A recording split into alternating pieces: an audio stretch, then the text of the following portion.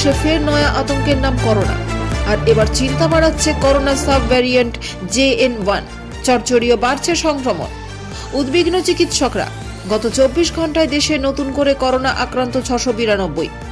করোনায় গত 24 ঘন্টায় মৃত্যু হয়েছে 6 জনের। কেরালায় প্রথম JN1 সাব ভ্যারিয়েন্টে আক্রান্তের খোঁজ মেলে 4 ডিসেম্বর। ক্রমেই থাবা চওড়া হচ্ছে ভাইরাসের। 9টি রাজ্যে ছড়িয়ে পড়েছে সংক্রমণ। গত 24 ঘন্টায় করোনা আক্রান্ত হয়ে মহারাষ্ট্র থেকে মৃত্যু হয়েছে 2 জনের। অন্যদিকে দিল্লি, কর্ণাটক, কেরালা ও পশ্চিমবঙ্গ থেকে 1 জন করে করোনা আক্রান্ত হয়ে মৃত্যু হয়েছে। দেশে মোট আক্রান্তের সংখ্যা বেড়ে দাঁড়ালো 4097। স্বাস্থ্য মন্ত্রকের তরফে বিবৃতিতে জানানো হয়েছে, গত 24 ঘন্টায় ভারতে নতুন করে 692 জন করোনা আক্রান্ত হয়েছেন। করোনায় মৃত্যু হয়েছে 6 জনের। সব মিলিয়ে দেশে JN1 এর আক্রান্ত 109 জন।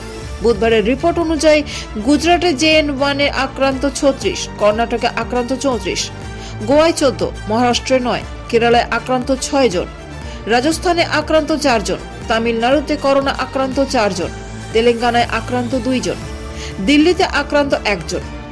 তবে এত কিছুর মধ্যে একটাই স্বস্তির খবর দিয়েছে স্বাস্থ্য মন্ত্রক। স্বাস্থ্য মন্ত্রকের তরফে জানানো হয়েছে, নয়া উপপ্রজাতিতে আক্রান্ত হলেও সুস্থতার হারও বেশি। হাসপাতালে ভর্তির সংখ্যাও তুলনামূলক অনেকটাই কম।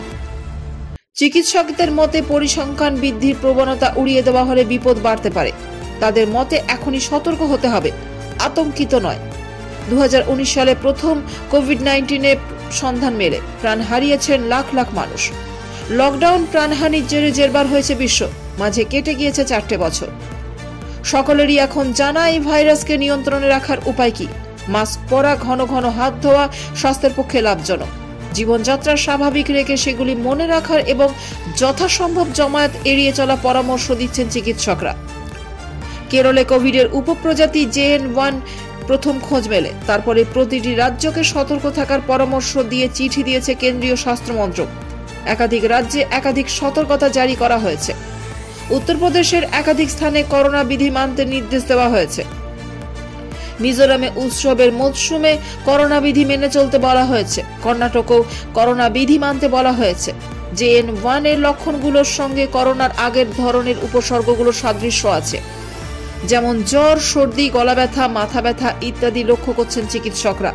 দিল্লিতে কোভিড-19 আক্রান্তদের জন্য নির্দেশিকা জারি রয়েছে এইমস। যাদের মাত্রাতিরিক্ত শ্বাসকষ্টের সমস্যা হবে বা গুরুতর অসুস্থ অবস্থায় হাসপাতালে ভর্তি হবেন, তাদের জন্য 12টি বিশেষ শয্যা প্রস্তুত করা হয়েছে। কোভিড রোগীদের জন্য 48টি শয্যা সংরক্ষিত করা হয়েছে।